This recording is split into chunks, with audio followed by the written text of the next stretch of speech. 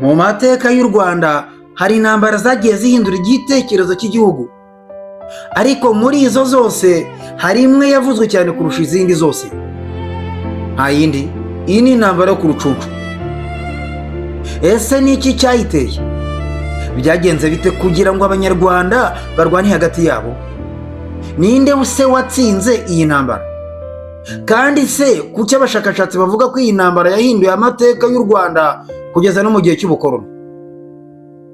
Hari abavuga ko yari intambara yo guhatanira ingoma, abandi bakavuga ko yari umugambi wateguwe n'abanyacyubahiro bakomeye bo mu bwami. Ariko se ukuri ni ukuhe? Muri iyi dokimantere turagaruka ku mateka nyayo y'intambara yo ku Rucunshu, turasesengura ibyabaye mbere yayo, uko intambara ubwayo yarwanywe, abantu bayigizemo uruhare, uwayitsinze n'ingaruka yasize ku bwami bw'u Rwanda. Niba ukunda amateka y'u Rwanda asobanurwa mu buryo bwimbitse kandi bushingiye ku bushakashatsi, komeza ukurikire dokimantere kugeza ku musozo, kuko ushobora kuvumbura ibintu utari uzi ku ntambara yahinduye amateka y'igihugu cyacu. Icyumba cy'ibitekerezo TV, aho tuganira ku iyobokamana, ubuzima, inzira y'inzitane ndetse n'ubuhamya. Turabasuhuje mwese abakurikiye icyumba cy'ibitekerezo. Uyu munsi tugiye gusubiza ibibazo bitatu bikomeye cyane. Ni iki cyateye intambara yo ku Rucunshu? Ese yagenze gute? Icya gatatu wibaza, ninde wayitsinze kandi byahinduye iki mu Rwanda?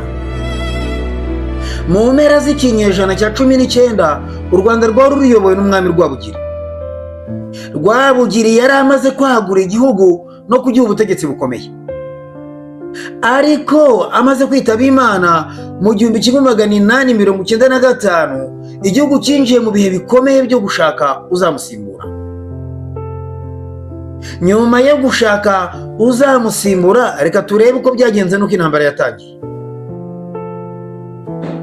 Nyuma y'urupfu rwa Rwabugiri, Mibambwe wa kane Rutarindwa yabaye umwami, ariko ntiyashyigikiwe na bose. Hari itsinda ryari rishyigikiye Yuhi wa gatanu Musinga, iryo ngiryo rikaba ryari riyobowe na nyina Kanjogera hamwe n'abanyacyubahiro bakomeye. Ayo makimbirane yaje kuvamo intambara yabereye ahitwa Rucunshu. Aho nta handi, ni hariya hafi ya Nyanza. Iyi mpande ebyiri zarahuye. Ku ruhande rumwe hari abakurikizaga umwami Rutarindwa, ariko ku rundi ruhande hakaba hari abari bashyigikiye Yuhi Musinga. Intambara ntabwo yigize imara igihe kinini. Ingabo za Kanjogera n'abari bamushyigikiye bose baje gutsinda ingabo za Rutarindwa.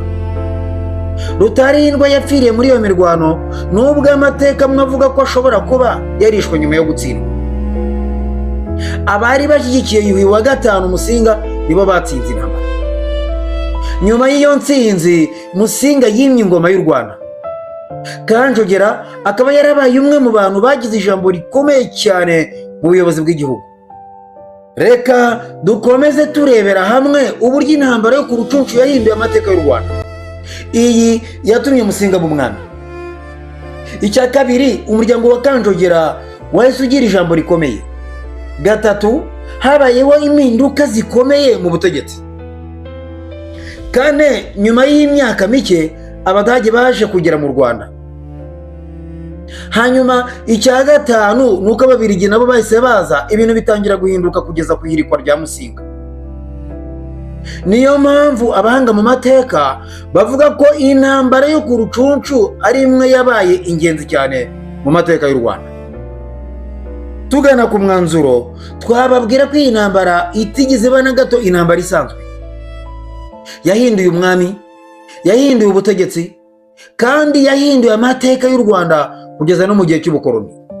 Niyo mpamvu kugeza n'uyu munsi ikomeza kwigishwa ndetse no kuvugwaho n'abashakashatsi benshi. Nyuma yo kumva ibi byose, ahari nawe waba ufite igitekerezo waba wifuza kutugezaho ndetse n'ibindi twazaganiraho, nyarukira ku cyumba cy'ibitekerezo TV, hanyuma utwandikire utubwire icyifuzo cyawe. uduhe inyunganizi kandi utubwire n'ikindi waba wifuza kutubwira. Reka tugushimire aho uherereye hose, ukomeze kugubwa neza. Ngendeye Emmanuel Nshimiyimana, umugaragu w'Imana n'abantu, mukomeze kugira ibihe byiza.